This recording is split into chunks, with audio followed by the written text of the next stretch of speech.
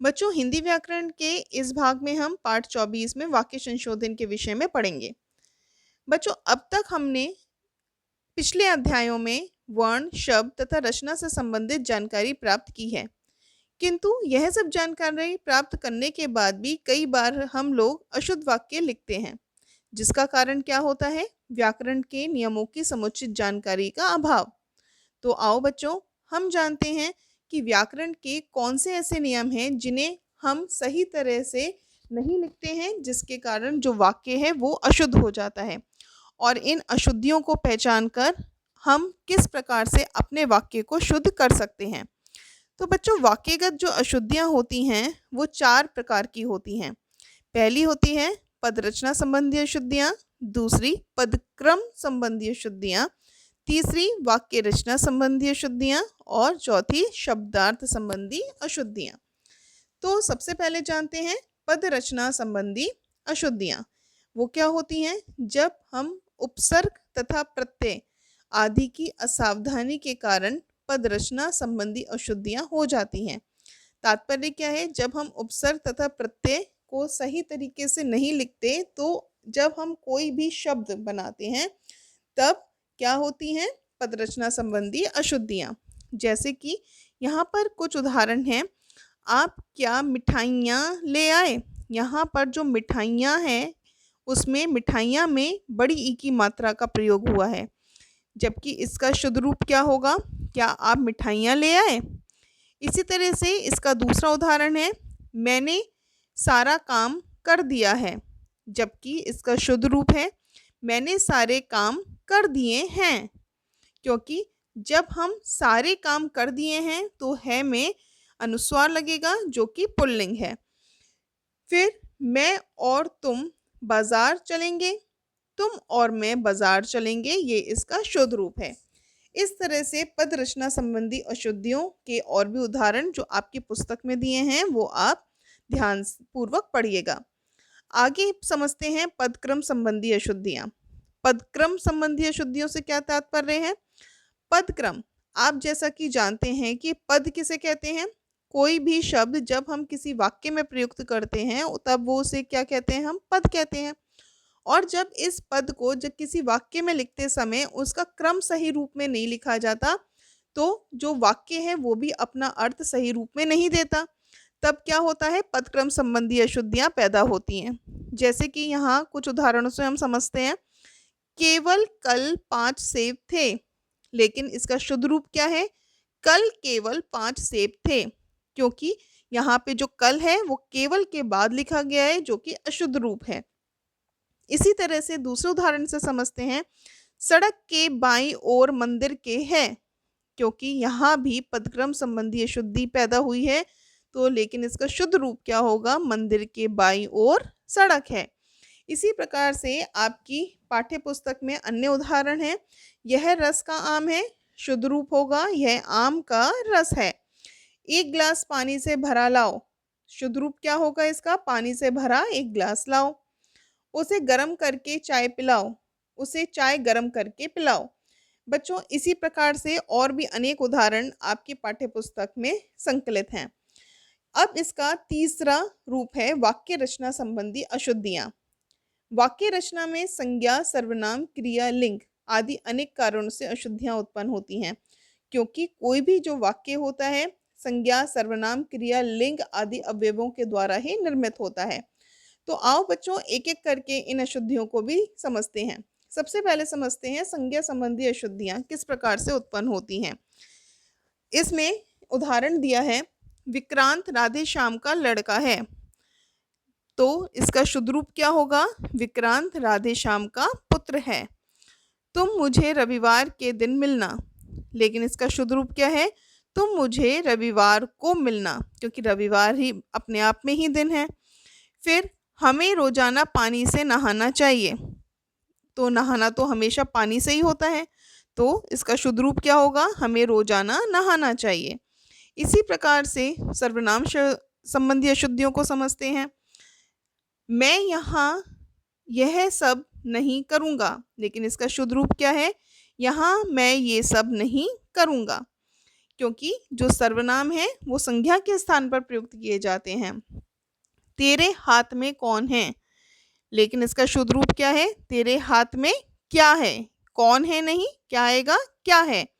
आप बाजार जा रहा है, लेकिन इसका शुद्ध रूप क्या है? आप बाजार जा रहे हो। क्योंकि जब हम सम्मान सूचक बात करते हैं किसी के लिए, तो अब ऐसे नहीं कहते कि आप बाजार जा रहा है, क्या बोलेंगे? आप बाजार जा रहे हो। इसी तरह से ये इधर क्या कर रहे हैं, ये इधर क्या कर रहे हैं। तो यहाँ पे यह और ये का अंतर भी है। अब समझते हैं विशेषण संबंधी अशुद्धियाँ। विशेषण संबंधी अशुद्धियाँ क्या हैं? उसे के अशुद्ध वाक्य है, उन्होंने एक एक लकड़ी को उठाया। यहाँ पे एक एक लकड़ी को हम विशेषण की तरह अगर लिखेंगे तो कैसे लिखेंगे? उन्होंने प्रत्येक लकड़ी को उठाया। फिर है मैंने बहुत अच्छा फल खाए। यहाँ पे अच्छा की जगह फल के साथ आ रहा है, तो अच्छा की जगह क्या आएगा? अच्छे। मैंने बहुत अच्छे फल खाए। इसी तरह से कमरे में बहुत अंधेरा था। यहाँ पर क्या ऐसे लिखेंगे? जब हमें विशेषणगत कोई बात बतानी हो तो कमरे में घना अंधेरा था। इसी प्रकार से जो क्रिया संबंधी अशुद्धियाँ होती हैं वो किस तरह से होती हैं? मैंने एक कहानी लिखा है। यहाँ पर क्रिया जो है लिखना, वहाँ पर मैंने के अनुसार लगेगी, तो लिखा है नहीं आएगा, क्या आएगा? मैंने एक कहानी लिखी है। इसी तरह से आपके माताजी कहाँ गए हैं? यहाँ पर माताजी हैं, तो कैसे कहेंगे? आपकी माताजी कहाँ गई हैं? छात्रों का उत्साह देखते ही बनते थे। यहाँ का शुद्ध रूप क्या होगा? छात्रों का उत्साह देखते ही बनता था। अब जानते हैं क्रिया विशेषण संबंधी अशुद्धियाँ। क्रिया विशेषण संबंधी अशुद्धियाँ में क्या है? इसका शुद्ध वाक्य है वह बड़ा अच्छा गाता है, लेकिन इसका शुद्ध रूप क्या है? वह बहुत अच्छा गाता है। इधर ना आना, और इसका जो शुद्ध रूप होगा वो क्या है? इधर न आना। फिर मैं सम्मान सहित आपको बुलाऊंगा, इसका शुद्ध रूप है मैं आपको ससम्मान बुलाऊंगा। इसी तरह से वचन संबंधी अशुद्धियाँ हैं। जैसे वचन संबंधी अशुद्ध रूप क्या है?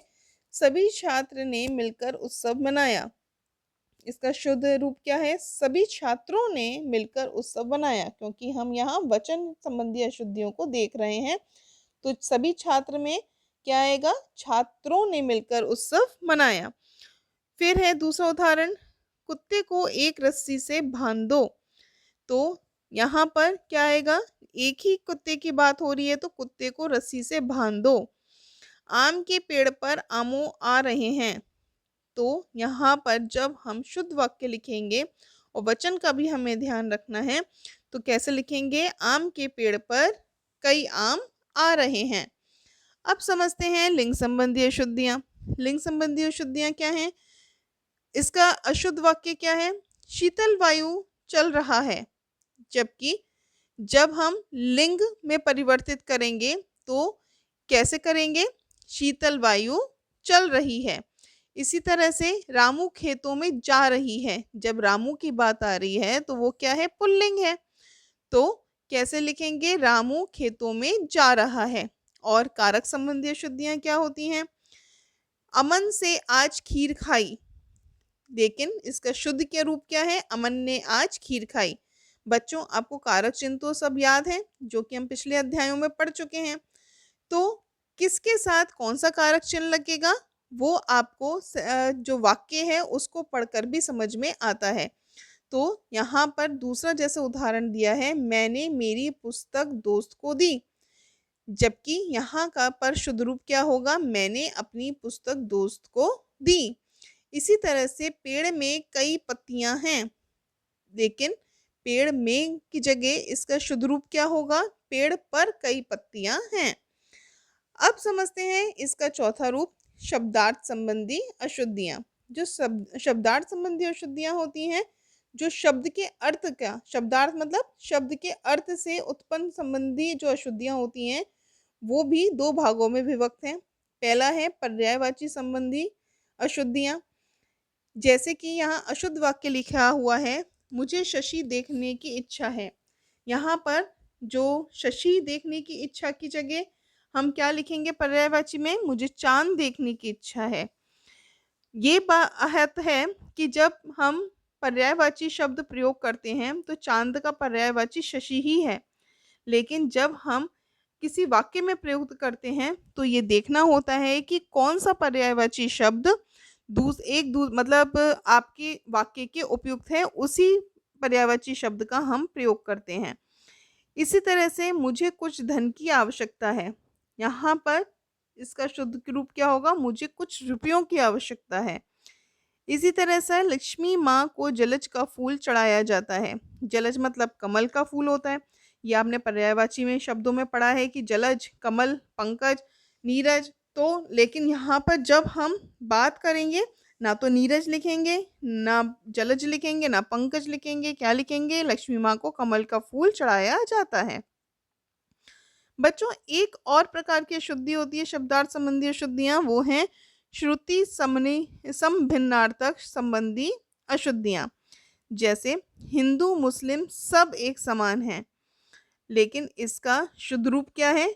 हिंदू मुस्लिम एक समान हैं। क्योंकि जब एक और सब श्रुति समभिन्नार्थक शब्द हैं, मतलब सुनने में एक जैसे ही प्रतीत हो रहे हैं लेकिन एक दूसरे से भिन्न हैं। इसी तरह से आज के दिन कृष्ण जी का जन्म हुआ था, लेकिन यहाँ पर क्या लिखा है? दिन की जगह दीन लिखा है कि आज के दिन कृष्ण जी का जन्म हुआ था। तो इसका शुद्ध रूप क्या है? आज के दिन कृष्ण जी का जन्म हुआ था। इसी तरह से आपने मुझे शाम को घर बुलाया। इसके आगे क्या है? आपने मुझे शाम को घर बुलाया। बच्चों, अन्य विविध अशुद्धियाँ भी होती हैं जो कि आपकी पाठ्य पुस्तक में संकलित हैं, जिन्हें एक बार थोड़ा-सा समझ लेते हैं। जैसे कि उन्होंने कहाँ जाना है, तो शुद्ध रूप क्या होगा? उन्हें कहाँ जाना है। दही जम गई है, जबकि हम कैसे बोलते हैं? दही जम गया है। मेरी कार बहुत तेज दौड़ती है, तो मेरी कार बहुत तेज चलती है, क्योंकि दौड़ता घोड़ा है, कार दौड़ती नहीं, क्या करती है? चलती है। वहाँ ये सब क्या ऐसे हो गया? यहाँ पर जब हम कोई विस्मयादि बोधक चिन्ह लगाते समय जो विस्मयादि बोधक शब्द होते हैं, वो अपने भावों के अनुसार जब लगें, वहाँ पर ही शुद्ध रूप होता है। अगर भाव के अनुसार नहीं लगते हैं तो वो गलत होता है।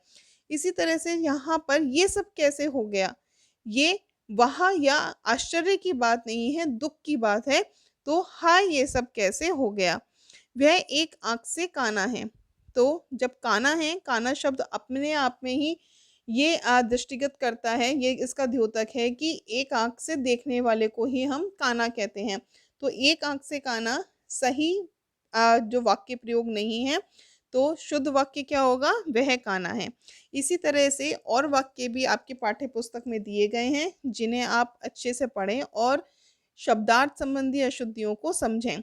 और जो चारों प्रकार की अशुद्धियाँ हैं, उन्हें भी ध्यान से समझें, ताकि जो वाक्य आप बनाएँ तो उनमें अशुद्धियाँ ना हो और आप अच्छे से लिख सकें। धन्यवाद।